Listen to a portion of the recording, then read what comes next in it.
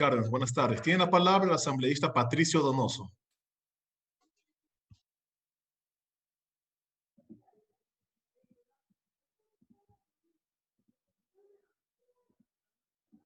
Muchas gracias. Muchas gracias, señor presidente. Voy a ser sumamente rápido. Esto es un tema recurrente desde que se aprobó la Constitución de Montecristi. Y es un tema recurrente porque desde aquella fecha se vienen hablando de temas inherentes al Consejo de Participación Ciudadana y Control Social, también con respecto al número de asambleístas, la autonomía del Banco Central, el trabajo por horas, el tema de las soluciones arbitrales. Y voy a dar mi opinión, que no es de ahora. Todos ustedes, colegas legisladores y la opinión pública, me ha escuchado en múltiples ocasiones. Yo no estuve de acuerdo con la creación en Montecristi de este poder llamado Consejo de Participación Social. Es más, yo como ciudadano, no era legislador en aquel entonces, concurrí a Montecristi y di mi opinión haciendo uso de mi derecho. No se me hizo caso y, por supuesto, respeto a quienes votaron a favor de esa constitución. Yo no lo hice, pero respeto la constitución, porque es la constitución política del Estado, pero tiene algunas fallas, entre ellas esta. Y en mi opinión hay que corregir la existencia de un consejo de participación que no ha funcionado y obviamente va contrario a lo que Montesquieu nos enseñó hace muchos años con respecto a los tres poderes del Estado: poder ejecutivo, poder legislativo y poder judicial. Por tanto, esa es mi opinión y lo he dicho siempre, hoy simplemente lo reitero porque creo de mi deber hacerlo. Segundo, el tema referente a la reducción de asambleístas. Hay opiniones y opiniones. Es posible que algún esfuerzo sí se pueda hacer para que exista una reducción, pero mucho ojo, en eso sí estoy de acuerdo. Hay que cuidar la representación, la representatividad. Hay 24 provincias, cada cual con diferente población, y aquí tenemos que ser muy cuidadosos. Somos 17 millones de ecuatorianos, 137 asambleístas. Quizás el camino adecuado, y me he pronunciado también por ello, colegas legisladores, es que yo sí creo en la bicameralidad, que funcionó toda la vida, hasta el año 1979 o 78, cuando se aprobó la Constitución, que rigió por 20 años, del 78 al 2008. En esa Constitución se estableció la unicameralidad. Yo creo que la bicameralidad es buena y voy a dar 5 razones rápidas. La primera, casi no hay proyecto de ley que nosotros remitamos a Carondelet que no regrese vía veto parcial. Y muchas veces esos vetos parciales son inherentes a contradicciones entre un artículo u otro, inclusive a temas inherentes a la redacción. Yo creo que la bicameralidad asegura el que los proyectos que vayan a Carondelet vayan mucho más masticados, si cabe el término, mucho más labrados y con menos opción a que sean rechazados, ya sea con veto total o parcial.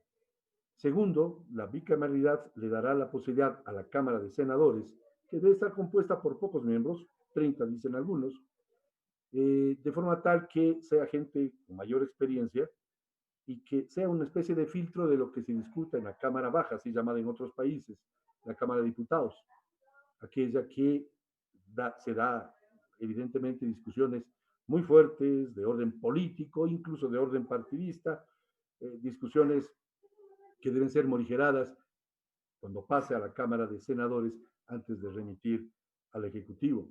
Otra de las razones por las cuales yo sí creo en la bicameralidad es el hecho cierto de que hay ciertas actividades legislativas que deberían estar en manos de esa Cámara de Senadores con gente de mucho mayor experiencia, temas inherentes a la fiscalización, a las reformas constitucionales, a temas y relaciones con los gobiernos autónomos descentralizados. Esa es mi opinión, y como estábamos en este debate, pues es bueno decirlo.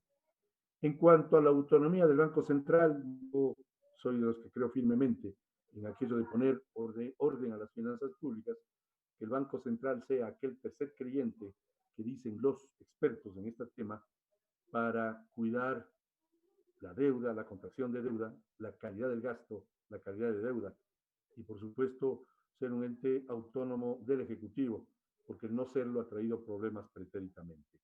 Con respecto al trabajo por horas, me he pronunciado en múltiples ocasiones, hoy lo vuelvo a hacer.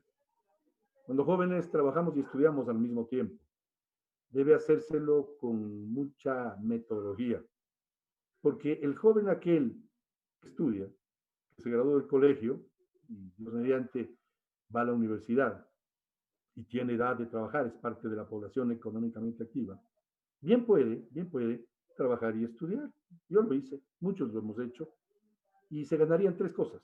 Uno, algo de dinero para aquel joven, hasta para que ayude en su familia, y por supuesto la oportunidad de estudiar, porque si no, tendría que hacer la una cosa o la otra. Y es bueno las dos cosas porque no había que prepararse. Y se ganaría esa posibilidad. Segundo, se ganaría mucha dignidad aquel joven que tiene un trabajo, nada más digno y más sustancial que tener un trabajo digno, bien pagado.